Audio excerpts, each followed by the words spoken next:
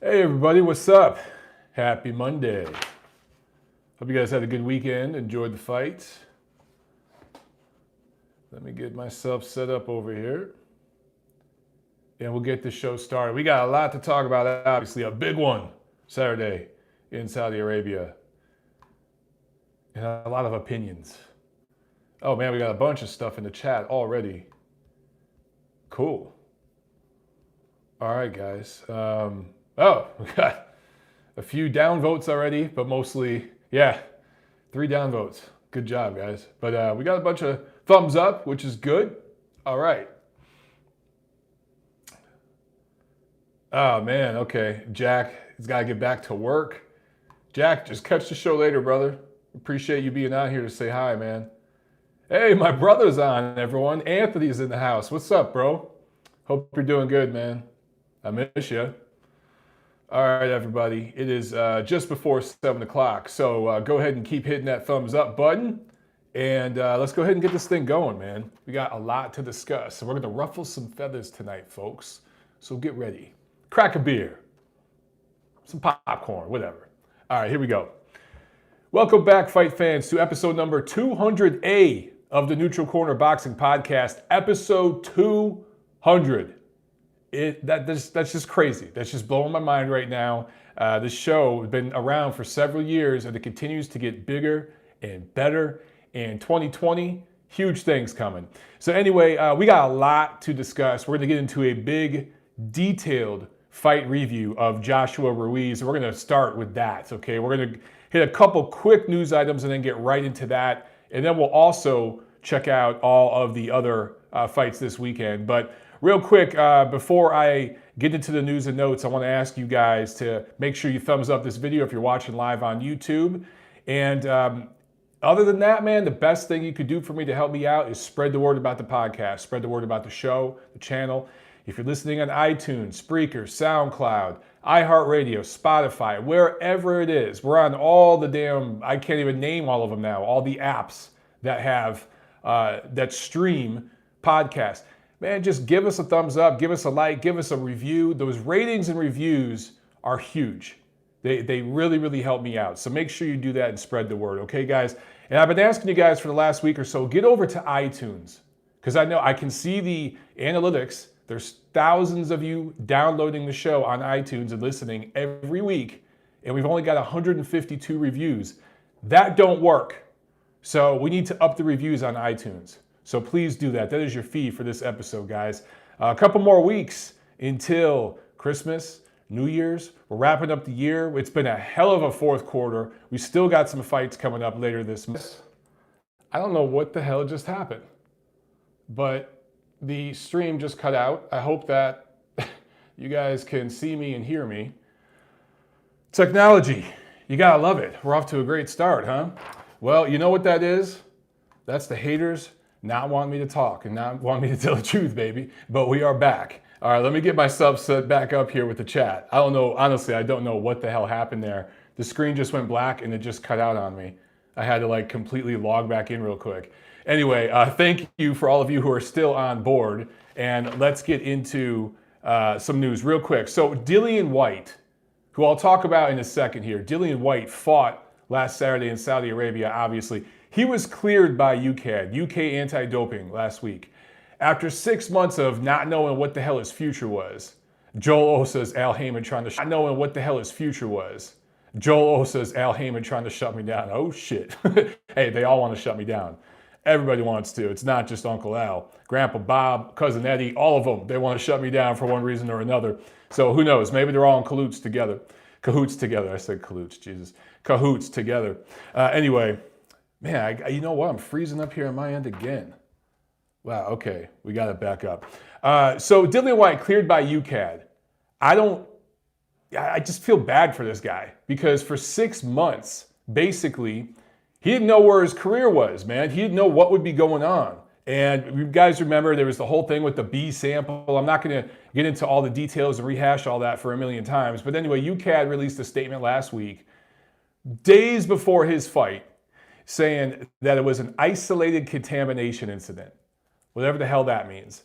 And they talked about the fact that he had been tested, there were samples collected days before and days after the sample that came back with trace elements of a banned substance. So anyway, UCAD, who I'm not a huge fan of, you guys know I'm not a huge fan of USADA. I like VADA. I think they're the way to go and the only way to go. And so far, we haven't had any incidents like this with them. Does VADA do everything perfect? No, but they are the best, clearly the best anti-doping authority in the world. Anyway, okay, so let's get right into this review. And again, there's a lot of stuff we're going to review from last weekend, but we're going to start with the big fight. I'm not going to make you guys wait because everybody's talking about this. It's what you guys are here for. Anthony Joshua scores a unanimous decision win over Andy Ruiz Jr., reclaims his IBF, WBO, WBA heavyweight titles. And guess what? Guess what, people? The loss made him better. The loss to Andy Ruiz on June 1st actually made Anthony Joshua a better fighter. Get this. A loss made a guy better. So many people overrate losses and just go crazy with undefeated records, this, that, the other. It don't matter. I respect a guy for taking a tough L and coming back from the brink like that more than a guy not fighting the best consistently to keep an undefeated record. And most boxing historians, boxing writers feel the same way. But there's a changing of the guards somewhat. And there are some media factions that have agendas and just don't tell the truth about stuff like that. Anyway, so this was in Diriyah. I think it's Diriyah, Saudi Arabia. I was saying Diriyah last week, or Diriyah. I've heard it pronounced several ways on the broadcast Saturday, but Diriyah, I don't know, Saudi Arabia. And that caused some controversy. You know what I'm saying? There were some people that didn't like it being over there. I understand that, but for what it's worth, Eddie Hearn said that he's going back over there next year. They're planning two events over there next year. Guys, I hear some of you complaining about the stream. I don't know what's going on tonight. Hang on one second. Let me try something. All right, and then I promise we'll get this thing going. Okay. I apologize for the tech difficulties, guys. Sometimes that's just the way it goes. So hopefully you guys are all still on board with me, all right? And we'll get this thing rolling here. But Anthony Joshua is now 23-1 with 21 knockouts. So he's been taken to 12-round distance twice, right? By pretty good fighters. Not great fighters, but pretty good fighters. And Andy Ruiz takes his second loss as a professional. I'll say this. Here's some observations just off the top of my head, okay? You can tell a lot about a fighter by the way that they react and respond after a loss. You go back to June 1st. Anthony Joshua takes the L to Andy Ruiz. Humble in defeat. He immediately says, I want a rematch because there was a rematch clause in the contract. Doesn't really blame anything. He doesn't say, oh, I was injured. And you guys have all heard the rumors that he was injured in camp before that fight. Oh, I wasn't 100%. Oh, he's a last-minute guy. Really didn't give a bunch of excuses, just kind of took the L and got to work. Him and his team, his trainer, got to work. And guess what? They lost 10 pounds of muscle that he didn't need. 10 pounds of muscle that was holding him back over the last 6 months, while Andy Ruiz put on 15 pounds of flab. I do find it interesting that all the people after the weigh-in Friday, remember I did a live video Friday giving my reaction to the weigh-in, and I took some shit for it, of course, because I told the truth. And there are a lot of people out there, though, again, some of them with agendas, not all, but some of them with agendas saying Andy Ruiz had weights in his pocket. Oh, that sombrero weighed 15 pounds. Oh, the timing of the weigh-in threw his weight off. Guys, he weighed 15 pounds heavier than he was on June 1st. He looked visibly fatter. He did. And the night of the fight, his father, I saw an interview where his father actually said that Andy came into the ring in the 290s. They did another weigh-in somewhere, and that's what I've heard, that he was over 290 in the ring that night. So he was big, okay, big dude. And that to me shows, you look at the way AJ, again, going back to the way he responded in that loss, June 1st, and you got to look at the way Andy Ruiz responded after this loss. Now this, I want to preface by saying I don't want to make this the beat up on Andy Ruiz episode. Don't want to do that. Andy Ruiz deserves respect. He knocked AJ out fair and square June 1st and became the heavyweight champion of the world. However, if you're going to talk about the good, you got to talk about the bad. Seconds, minutes after taking this dominant loss to Anthony Joshua, and in my opinion, losing a 12-round to Joshua, and in my opinion, losing a 12-round shutout basically means you're being outclassed. That's a worse loss than getting caught with a punch, not being able to recover, and losing by knockout. Getting outclassed over 12 rounds, and that's what we saw Saturday. That's a much harder L to take. That's a much harder L to come back from. Everybody gets dropped, knocked out. These things happen. You can come back from that. But coming back from a 12-round shutout, that's tough. That's real tough. Minutes after that loss, Andy Ruiz jumped in during Anthony Joshua's post-fight interview with the network. I think it was with Sky. I can't remember if it was the Sky Sports Network interview or the DAZN interview. But anyway, he dove in and said, yo, I want the third fight. I want the rubber match. Okay, SSB is saying it was Sky. Yeah, so it was the Sky Sports interview. He jumps in and says, I want the third fight. I want the third fight. Dude, you don't deserve the third fight. What the hell have you done to deserve it?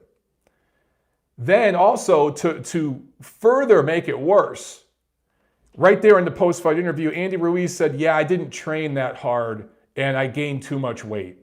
When literally the day before, he was making excuses saying, dude, I had a sombrero on and clothes on and nah, man, like I'm on weight.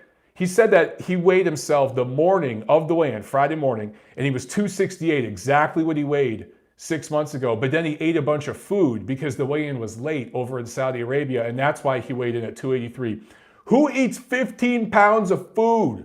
I don't even think Andy Ruiz can do that. So it was all bullshit. He basically lied to everybody at the weigh-in, after the weigh-in, and then blamed everything on his weight and lack of training after the fight. In the post-fight interview, I'm talking about the press conference, not in the ring, but later on, the press conference. You guys have seen the videos where Andy Ruiz is sitting there next to Manny Robles, who was beside himself, so furiously pissed off with Andy Ruiz. He's not the first trainer that's been fed up with Andy Ruiz's shit. This is who Andy's always been. I've been saying it for 6 months. Nobody listened. Everybody got caught up in the moment, which is understandable. But, and again, I'm not saying this to beat up on the dude. This is who he is. It's who he is. So Manny Robles sitting right next to him. And he was saying, yeah, man, I partied too much. I didn't train that hard. I basically trained myself. He's saying he basically trained himself with his trainer, one of the best trainers in the sport, sitting right next to him. Imagine how that made Manny Robles feel. He basically was embarrassed by Andy Ruiz sitting right next to him. Not a good look.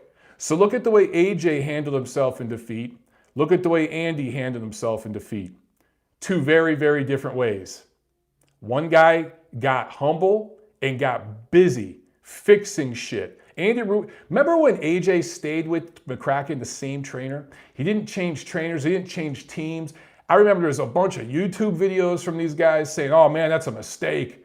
He's messed up in the head. He can't handle it. He was seeing a sports psychologist and he's soft. And where are all these guys now? You made your money. You made your money off your clickbait bullshit videos that spit nonsense in, I don't want to say educate fans. They miseducate fans. You create a bunch of ignorant fans with this bullshit and now you're gone and spinning a new narrative. Now it's about something else.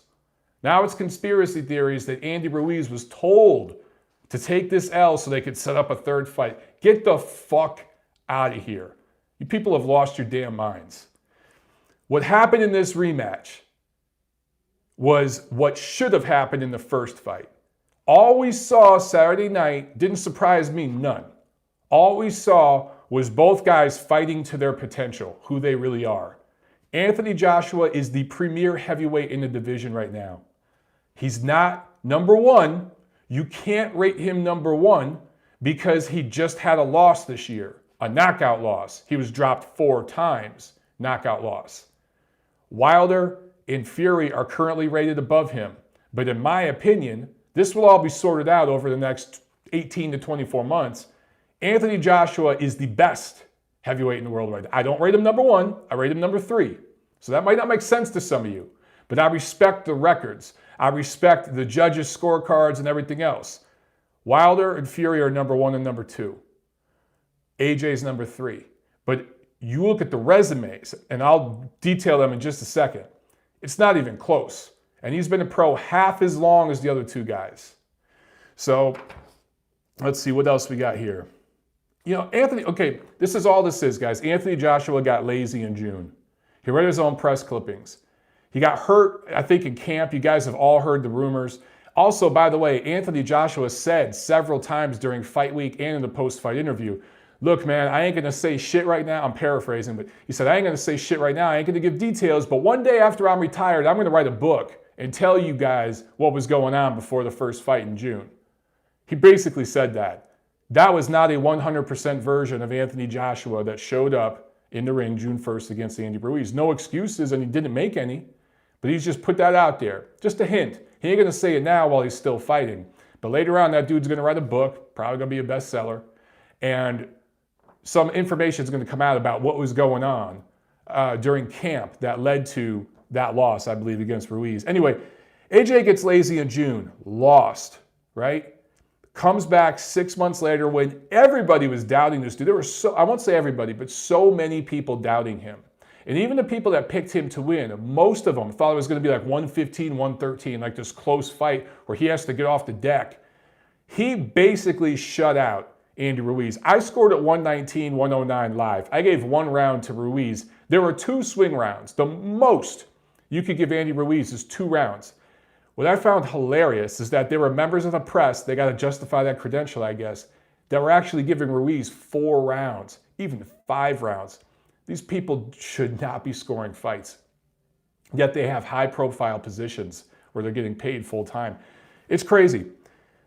But what Anthony Joshua did, coming back the way he did, beating the guy that humbled him in such embarrassing fashion, right? It's the hardest thing to do in boxing.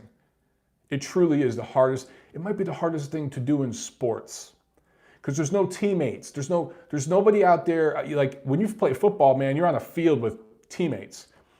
Basketball, same thing. You know what I mean? In boxing, it's just you. Super chat pledge from Max Kuckerman. I love that name. Thank you very much for the super chat. He says, why was Anthony Joshua fighting scared? I appreciate the super chat pledge, Max Kuckerman, but I completely disagree with you that he was fighting scared. I think he was fighting tactically a brilliant fight. People are calling it a masterclass performance. I don't know if I'd call it exactly a masterclass.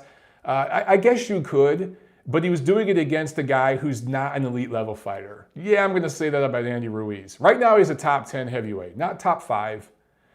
But a year or 2 from now, Andy Ruiz is not going to be in the top 10. He's just not. He's not that level. He's a good quality, decent fighter. He is. Fast hands. But he's very inconsistent in the gym. Mentally, gets lazy. And his feet don't move very fast. He has 0 head movement. He could get undershots when he's in shape. But you could tag that dude with a jab all night long. He'll dip to his side to avoid right hands. He will do that. But, anyway. So Max Kuckerman, again, thank you for the super chat. I just don't know if I agree with the fact that your opinion that AJ was fighting scared. But I wanted to talk about coming back from the loss. I wanted to get back to that. Guys, I was thinking about this, and I tweeted about this for those of you who follow me. Again, I'm going to go back to Vladimir Klitschko. And the reason why I'm going to bring Vladimir Klitschko up here isn't just because he was the last great heavyweight, but Anthony Joshua brought his name up several times during fight week. And then even after the fight in the post-fight press conference, he was asked, is this win over Ruiz your best moment ever? And he goes, no, the best moment's when I beat Klitschko. This is number 2. And he talked about Vlad all week. And Vladimir actually called him and gave him advice. And they talked about, what he needed to do to prepare for Ruiz because Klitschko's been there. Klitschko lost against overmatched opponents that he should have blown away. He was able to come back from that. And guys, I think people don't understand. Vladimir Klitschko without losing. And during that time, during those 11 years that he did not lose, he unified 3 of the 4 major titles, 4 or 5 if you include the IBO, 4 of the 5, but just 3 of the 4 major ones, the Ring Magazine Championship, the Lineal Championship, and he was the second longest consecutive reigning champion, I think, in the history of boxing behind Joe Louis. He 11 years without a loss, fighting the best opposition available that's willing to fight, because several guys avoided him, right? Don King, Al Heyman in the WBC were not going to do business with Vladimir Klitschko once Vitaly retired. Does anyone think that Vladimir wouldn't have beat Berman Stavern or Chris Arreola, who fought for the vacant WBC title? He would have destroyed both of those guys. And then the young Deontay Wilder, when he got that title and defended it for 3-4 years against nobody, he wasn't going to fight Klitschko either. Klitschko was the guy. And I just bring that up because he lost. And he lost in embarrassing fashion. He was beat by guys that he was much better than. He came back. He won. Before him, it was Lennox Lewis who did that. He didn't reign as long as Vladimir, but Lennox Lewis came back. He shouldn't have lost to Oliver McCall. He shouldn't have lost to Hasim Rahman. And he was knocked spark out by those guys, right? The 10 count. He wasn't just dropped multiple times the way AJ was against Ruiz and then the ref kind of waved it off, the way Vladimir was against Corey Sanders or Lamont Brewster. No, he was out. Hasim Rahman one-hitter quittered him. He came back and one-hitter quittered Rahman, right? So these guys have done this in the past, and they've gone on to become dominant heavyweight champions and champions that are going to be regarded better and better as the years pass. Anthony Joshua, he's far away from doing that. I don't want to jump the gun here, but he took a huge step toward doing that Saturday night against Andy Ruiz. It is very, very difficult to not lose in boxing, particularly in a heavyweight division, when one punch can change it all. But you guys got to remember, man, all the politics, all the shadiness, all the behind-the-scenes nastiness, that increases as the weight increases as well. It is no bigger than in the heavyweight division. There's more shady, nasty, crazy shit going on behind the scenes in the heavyweight division more than any other division in the sport. So for a heavyweight to come back and control his situation the way AJ has, man, it's damn impressive. It's just very, very impressive. And people forget he's still, in his career, still fairly young. He's still got several years to go. And I want to talk about that. 6 years as a professional fighter right now, Anthony Joshua. 6 years as a pro. He has W's over undefeated versions of Dillian Whyte, Dominic Breazeale, Joseph Parker. Now, none of those guys are making the Hall of Fame, but 2 of them are arguably top 5 heavyweights right now. We know Dillian Whyte's a top 5 heavyweight. Parker's right on the bubble. I think Parker's the 5th best heavyweight in the world right now, personally. But some of you guys might see him as 6, 7, somewhere in there. Anyway, 2 top 10 guys, 1 top 5 guy, undefeated, took their O's, okay? Plus the win against Vladimir, wins over Alexander Povetkin, top 10 guy. This win now against Andy Ruiz. And then Carlos Takam, who's a perennial contender, top 15 level guy. He's done that in 6 years and unified 3 titles. Now, he's benefited from opportunistic matchmaking. He got to basically buy his title off Charles Martin, the first title.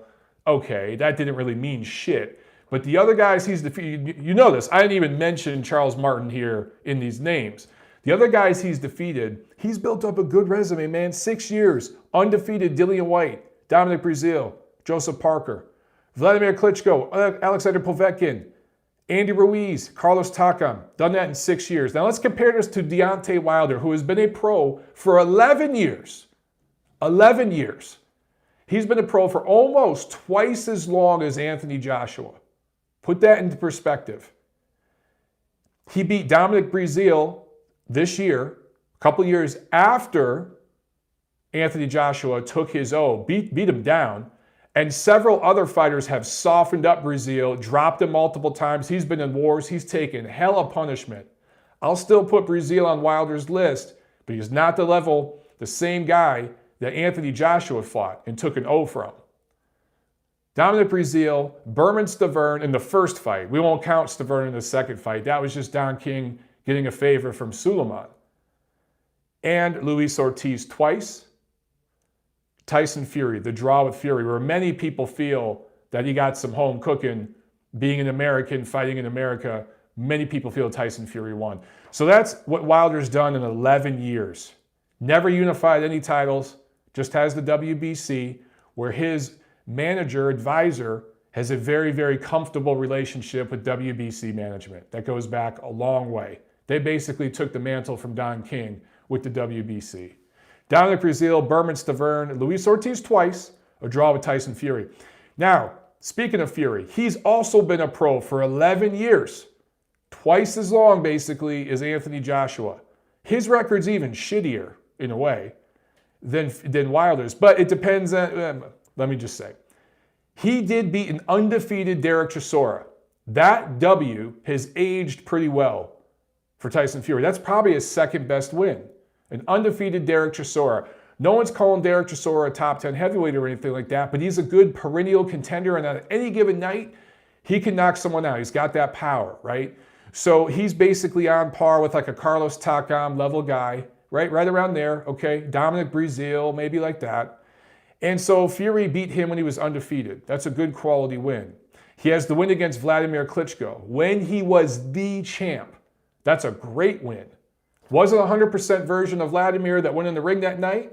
There were some similarities to when AJ went in against Ruiz with the stuff behind the scenes, but still, that's a great win. That's the best win in the division right now anybody has.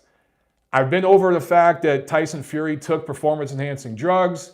He was caught. He got away with it. He blamed it on eating wild boar, and UCAD batted an eye and said, pay us some money. You're good. Here's your license. Whatever. There's an asterisk next to that win, in my opinion, but officially it goes down in the books as a win. And then many people feel he beat Deontay Wilder. Many people feel Tyson Fury beat Deontay Wilder. He got dropped twice. It is what it is. So again, guys, I'm looking at Wilder and Fury's resumes and I have to add them together for their resume to come close to equaling what Joshua's done in half the time. I'm not saying this because I get some money from Eddie Hearn and Matchroom for saying this. I'm just telling you guys what the reality is. One dude's been around half as long and he's done twice as much. That matters. That matters a lot more than him taking a loss early this year. Who gives a shit? He came back and he avenged the loss. What do you want? One guy, Fury, was out for 2.5 years. It was a 2-time popper with banned substances. The other guy, Deontay Wilder, fought nobody for the first basically 40 fights of his career. You're mad at AJ because he took a loss. I understand a loss matters. It does matter. Okay, and that's why I don't rate him number 1 right now. I rate him number 3 by default. But I'm telling you right now, he's got a better resume than Wilder and Fury. He just does. So there's a 3-headed monster in the heavyweight division right now. It's those 3 guys. However you want to rank them in whatever order, I don't give a shit. But the bottom line is those are the 3 guys, and then there's everybody else. Top 3 is pretty much universally recognized. It's the same 3 guys. 4 through 10 in the heavyweight division, flip a coin. There's levels, but these 3 guys are at a different level than everybody else. I'll say this also about Anthony Joshua. The lessons he learned from that tough win over a faded Vladimir Klitschko, where he got dropped and had to come back and finally knocked out Vlad, and the loss and then recovery win against Andy Ruiz, those lessons are going to serve him well later on in his career. And if fights with Deontay Wilder and Tyson Fury ever happen, those lessons are going to serve him well in those situations. And we'll see how this whole thing plays out. Now, AJ's never going to have the best chin, right? We've seen, we still don't know for sure if Deontay Wilder has a granite chin. He's been hurt by several guys who are not even top 10 heavyweights. We've seen Tyson Fury dropped by a cruiserweight, and he was dropped twice by Wilder, okay? So I don't think any of these guys has a granite chin. But technically, AJ is the only one of the 3 that's been stopped. So I get, if you want to rate his chin number 3, okay. I don't know if I believe that necessarily, but we'll find out. We'll find out in due time. I just, when you fight better fighters, number 1, you're going to get hit more. And number 2, you're going to get hurt more because you're fighting better fighters. That's how this thing works.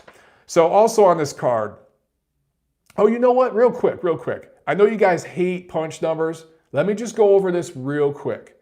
Because, okay, a lot of people are saying Anthony Joshua ran.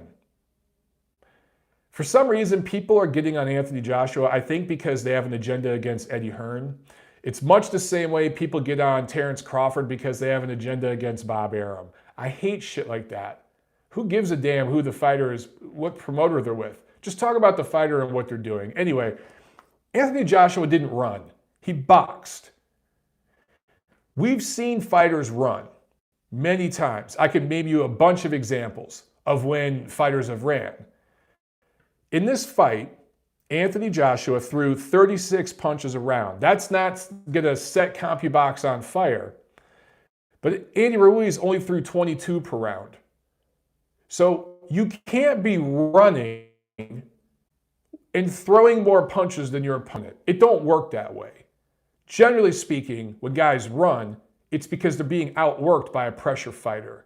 That's not what we saw here. We saw one guy boxing and moving. Did AJ back up at times? Yes. But he also moved to his side. He used lateral movement. He also moved forward plenty in this fight. He moved forward plenty and pushed Ruiz back. Plenty in this fight. A lot of pivots, a lot of spinning and turning in the center of the ring. How many times did you see AJ's back on the ropes in this fight? A handful of times. Most of the time, he was moving in the middle of the ring.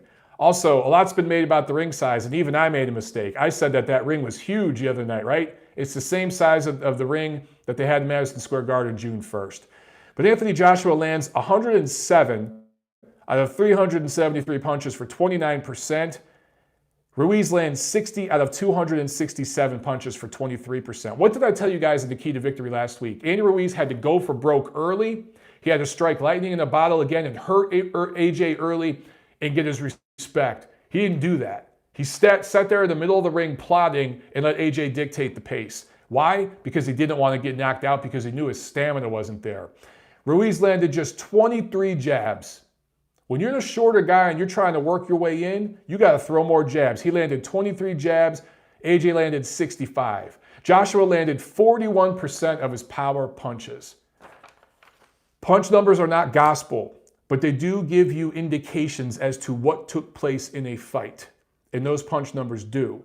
And they indicate to me that while Joshua, again, didn't throw 500-600 punches and set CompuBox, numbers on fire, he did do more than Ruiz in every single round. Again, there was one or two close swing type rounds, but if you had it 120, 108 AJ, that's not a crazy scorecard. It's not.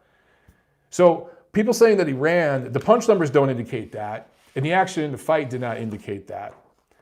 And what I saw, particularly in the second half of the fight, and I talked about this in my live fight party video, and thanks to all you guys who watched that. It was awesome. We had a great time. But Andy Ruiz in the second half of the fight was not throwing any punches when he was on the outside or in mid-range.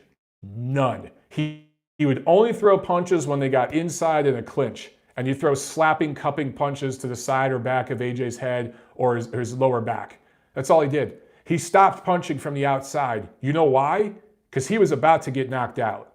Because when he was on the outside, some of those right hands were landing from AJ, and they were hurting Andy Ruiz. And he knew if he, at that point, because he had no steam on his punches, in the 8th, 9th, 10th, 11th, 12th round, if he punched from the outside and missed or got parried and countered, he probably was going to get stopped.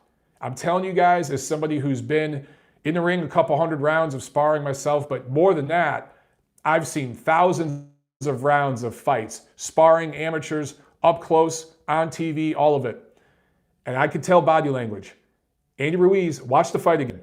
He stops punching from the outside and mid-range late in that fight because he knew he could get knocked out. He didn't believe in himself, and he was trying to just go the distance. I'm telling you right now. Also on this card, Alexander Povetkin and Michael Hunter had a draw over 12 rounds. This was a WBA heavyweight eliminator, so what happens now? I don't know. I guess they have to do it again. Who knows? It's the WBA. I will say this, man. Michael Hunter, I thought he eked it out. I had it like 115, 113. I thought he eked this fight. I thought he did a little bit more than Povetkin, but Povetkin, I'll give it to him. He did finish strong. He was huffing and puffing. He was tired, but he bit down, and he really, really tried to even the scorecards up. So I was cool with the draw. I was very, very okay with the draw. But for Michael Hunter, a former cruiserweight, to come up and be drawing with a top 10 crafty heavyweight like Alexander Povetkin, it shows me that he's a player at heavyweight. Do I see him winning a title or anything? No.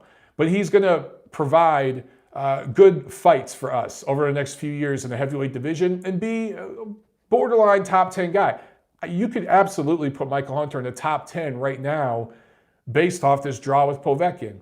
Povetkin's probably number 7, number 8 in the world in the division right now. And Michael Hunter just had a draw with him. And he just beat Sergey Kuzmin earlier, who was an undefeated guy. Not great, maybe a top 20 level guy or whatever, but he beat him. Close fight, but he beat him. Or actually, that wasn't that close. He dropped Kuzmin. So I think, look, Michael Hunter's a top 10. Bottom part of the top 10 heavyweight. Let me ask you guys this. Who wins between Michael Hunter and Andy Ruiz right now? I might lean towards Michael Hunter by close decision. All things being fair in the cards. I might lean towards Michael Hunter. Seriously. Gail Falkenthal says Hunter looked a lot better than Whyte. Oh yeah, we'll talk about that one in a second. Although I'd like Hunter to lose a little bit of that gut. A little bit of that gut. He's looking a little pudgy. Everyone on this card except for Joshua looked a little pudgy. There was something, I get it's heavyweights, but damn guys, clean it up a little bit. But Usyk's win. Yeah, I'm going to go here again. I know, I'm going to annoy some of you. But Usyk's win 2 years ago against Michael Hunter is aging very well. I just got to put it out there again. Dillian Whyte, unanimous decision win over Mariusz Wach. 97-93 twice, 98-93. Dillian Whyte was 271 pounds for this fight, and that was on Friday. His fat ass was probably 280 on fight night. He was 259 for Oscar Rivas in July. Sorry, but basically what I saw here was a better version of Andy Ruiz. A fat guy who can fight, but needs to get in better shape. If Dillian Whyte wants to be taken seriously, look, when Dillian Whyte is in the 250s, he's a top 5 heavyweight and he's a challenge for anybody in the division. Anybody. Or the three, I should say the big three. But when he lets himself go in between fights, dude, you got to be consistent. If you want to be taken seriously, you got to be consistent. Now, I feel bad for him because UCAD really screwed him this year because he had a fight lined up with Deontay Wilder. But man, stay in shape. Stay the course, my man. Stay the course. I like Dillian Whyte a lot. And, you know, again, he got screwed this year. But stay in shape. Even if you're getting screwed, stay in the gym, stay in shape, bro, because you never know when that phone's going to ring, and you got to be ready. Filip Hrgovic, KO3 win over Eric Molina. I was a little disappointed in Eric Molina's performance. He kept bending over. A lot of punches were landing on the back of his head, but he was causing it. He was leaning over. So I thought the ref could have warned Hrgovic a few times and give him at least one really stern warning. Like, bro, I'm going to take a point. You keep doing this shit. Because some of them did look purposeful. They didn't look accidental. But Molina just, yeah, SSB28 says Molina came for that paycheck. I concur. That's basically what I saw. Okay, so also on Saturday, Top Rank in Zanfer from Puebla, Mexico on ESPN+. Not a very strong card. Not a very strong card, but they kept a couple guys busy. It was okay. Some of the undercard fights were good.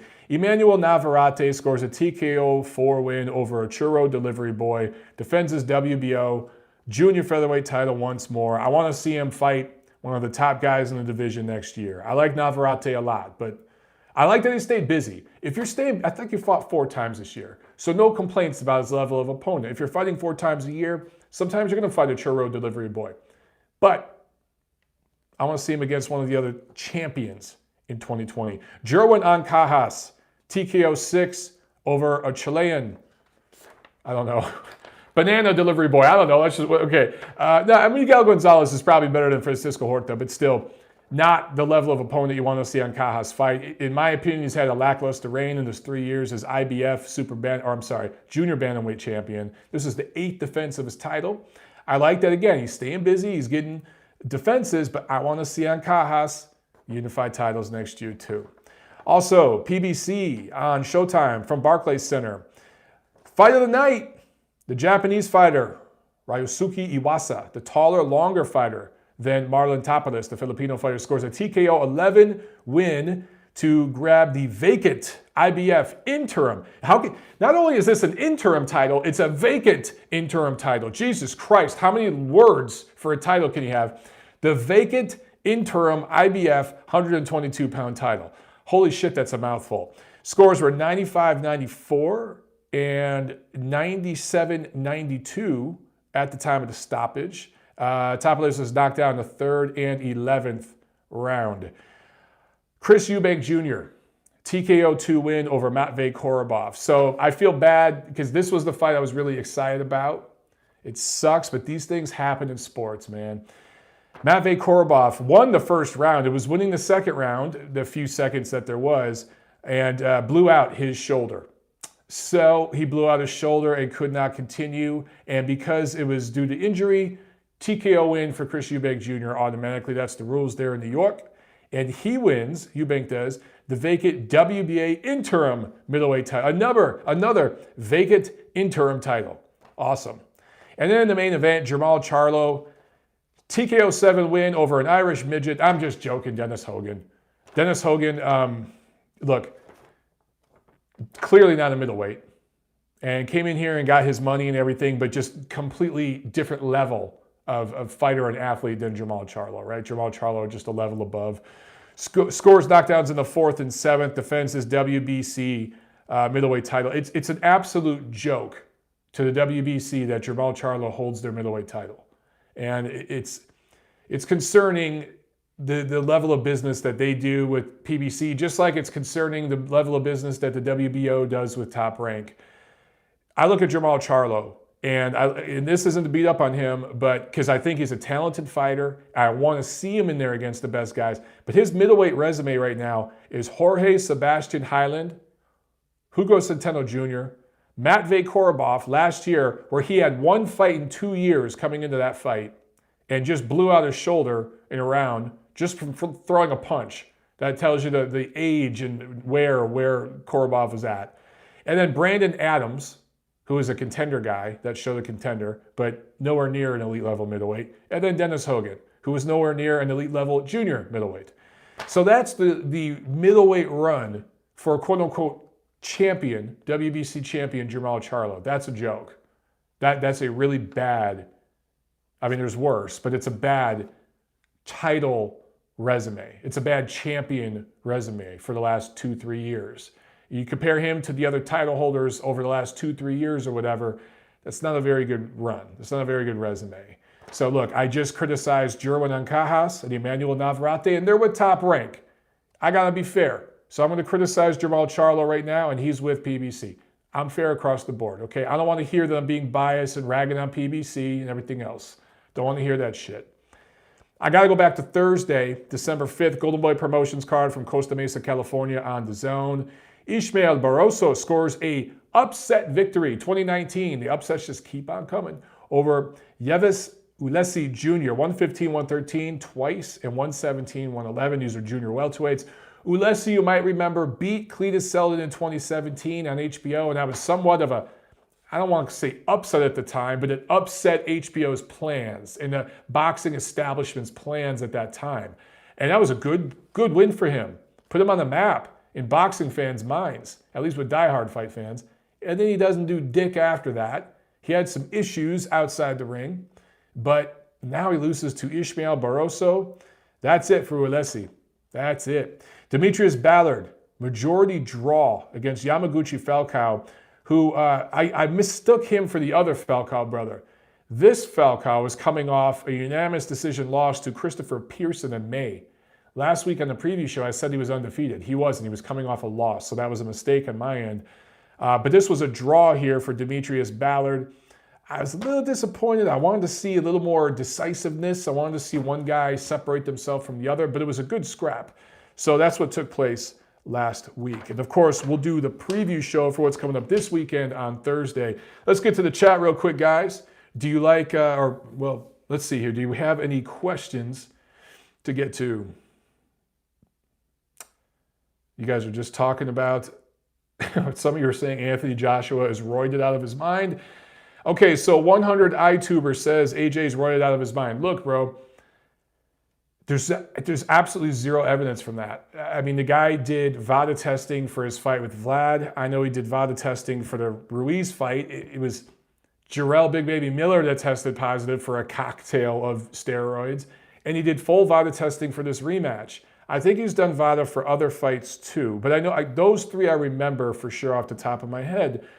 If something was going on, I would have detected it. Now, he's not doing year-round VADA, so, hey man, maybe something's going on between fight camps. I don't know. Maybe something was going on and he cut it out after the first Ruiz fight.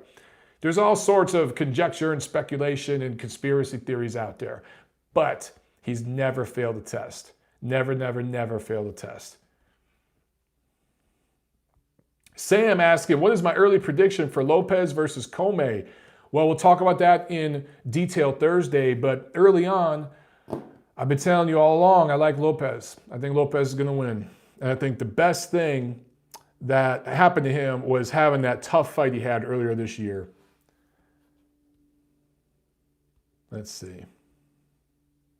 Oh, Harrison Property telling me the other dude was trolling. Okay. Yeah, we gotta always get a couple of trolls in the chat. There's nothing you can do. Joe Morgan asked, are there any updates with Errol Spence?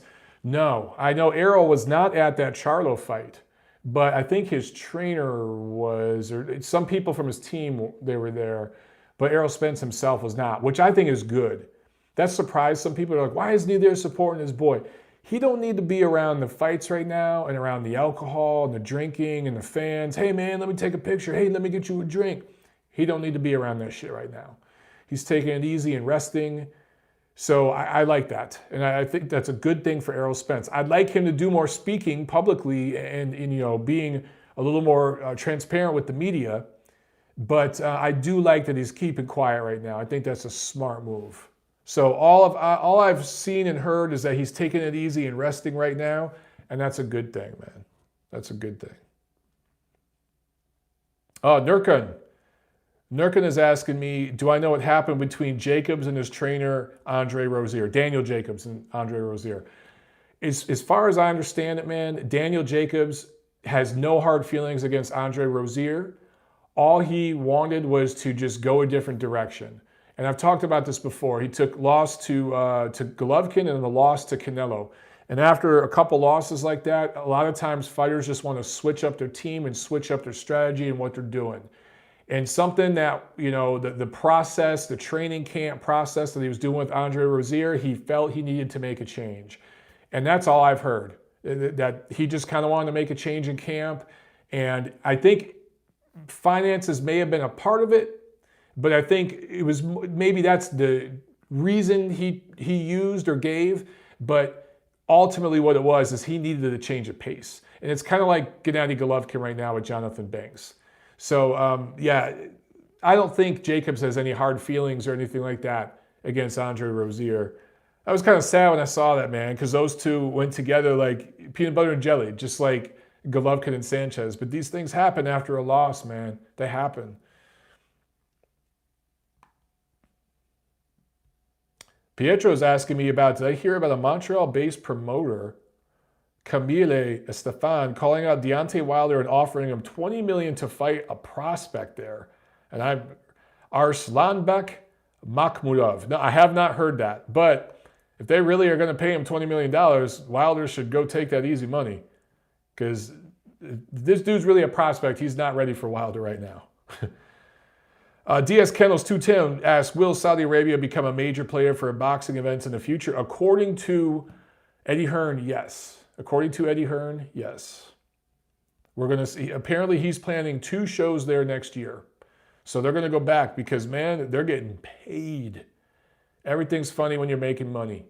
Again, I don't love it, but I'm not going to sit here and protest and say, I'm not watching because of the human rights. You know, I'm not going to interject politics into it and be a hypocrite about it.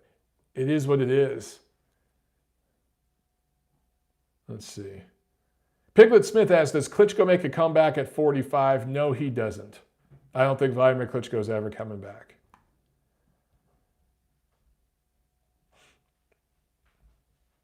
BB Muteman asks, Mike, how important do you think a trainer is?